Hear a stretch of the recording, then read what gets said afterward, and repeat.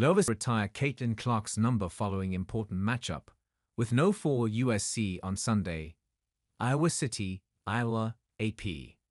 Iowa's Kylie Feuerbach will always consider Caitlin Clark a teammate, whether the top overall pick in the WNBA draft is going to concerts or hanging out with Taylor Swift at an NFL game. And that's why Feuerbach always gets a good laugh wherever Clark shows up in the media.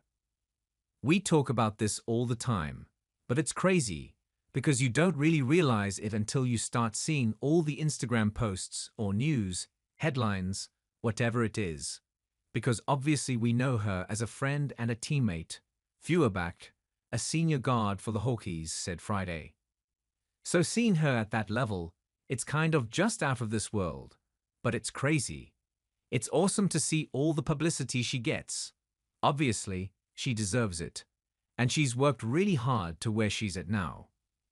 Clark is returning to the place where she became all-time leading men's or women's scorer in NCAA Division I history, and led the Hokies to appearances in the NCAA, a national championship game, the last 2 seasons, while winning the National Player of the Year award twice.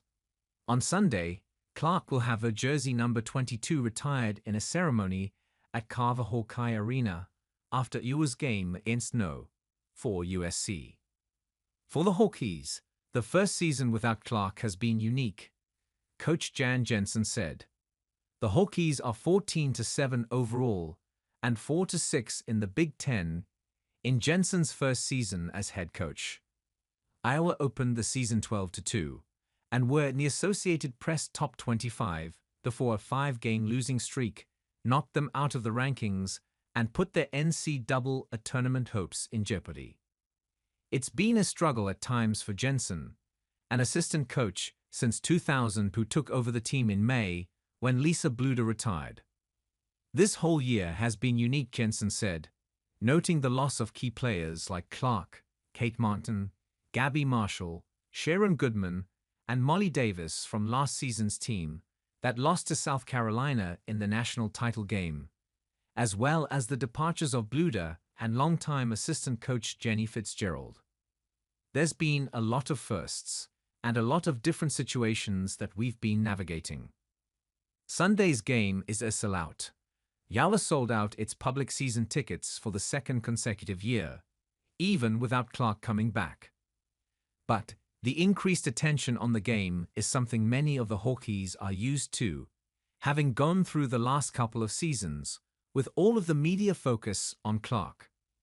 We play out in front of a sold-out crowd almost every home game, and it's no different, guard Sydney Affolter said.